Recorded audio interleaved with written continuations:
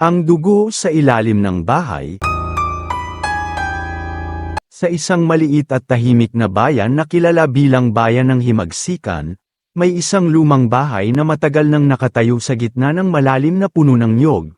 Ang bahay ay kilala bilang bahay ni Don Emilio, isang dating mayaman at makapangyarihang lupaing nagmamay-ari ng karamihan sa lupain sa bayan.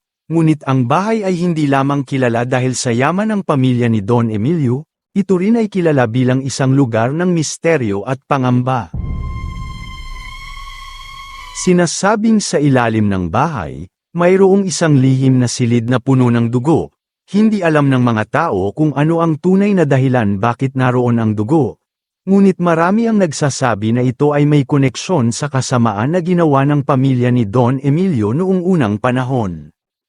Narito ang isang maikling kwento tungkol sa dugo sa ilalim ng bahay.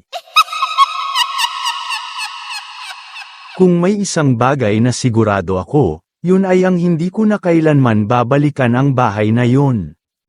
Ang pangalan ko ay Ben, 23 years old, at isang construction worker. Sanay ako sa hirap ng trabaho, sa bigat ng semento, sa amoy ng kahoy at pintura. Pero ang hindi ko inakala, masasanay din pala ako sa takot. Nagsimula ang lahat nang matanggap ako bilang labor sa isang lumang bahay na ipaparenovate.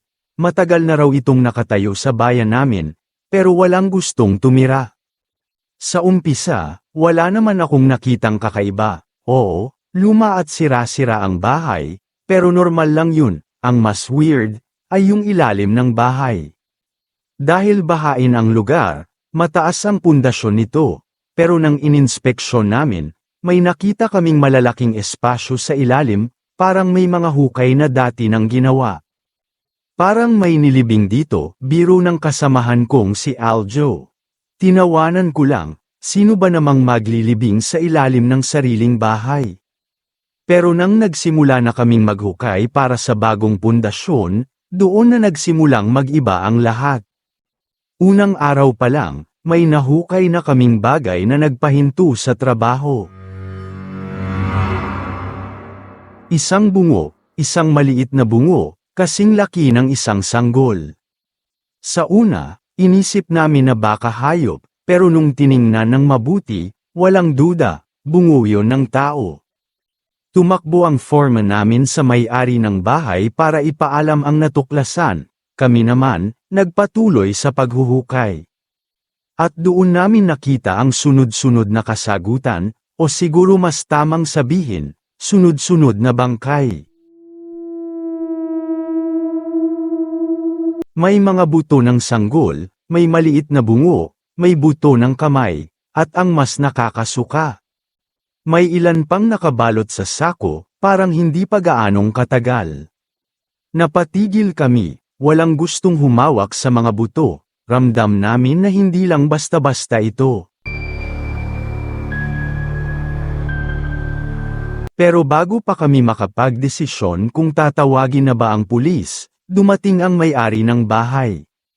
Isang matandang babae, si Aling Soledad na anak ni Don Emilio. Puti na ang kanyang buhok, kulubat ang mukha, pero ang pinaka-nakakatakot, yung mga mata niya, walang emosyon, parang hindi nababahala sa mga butong nakita namin. Tinitigan niya lang kami, sabi ko naman sa inyo, mahinang sabi niya, huwag niyong gagalawin ang lupa ko. Nagkatinginan kami ng mga kasamahan ko, parang may mali. Bigla siyang ngumiti, at doon ako nagsimulang kabahan. Huwag kayong mag-alala, dagdag niya, madali naman silang mapapalitan. Kinagabihan, wala nang gustong bumalik sa site, pati ang foreman namin, sinabing ipapatigil muna ang proyekto. Pero sa di ko maipaliwanag na dahilan, nagpaiwan ako. Siguro dahil sa curiosity, o baka naman gusto kong malaman ang buong kwento. Naglakad ako sa paligid ng bahay, tahimik ang paligid, walang ilaw, walang tunog ng hayop. At saka ko lang napansin, bukas ang pinto ng bahay. May bumubulong sa utak ko na lumayo na tumakbo na lang at kalimutan ang lahat.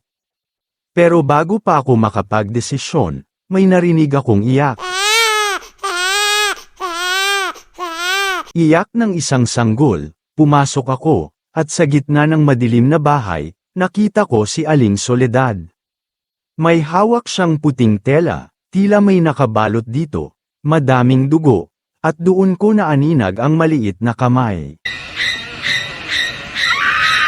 Maganda ang gabi, iho, malumanay niyang sabi, nang inag ang katawan ko.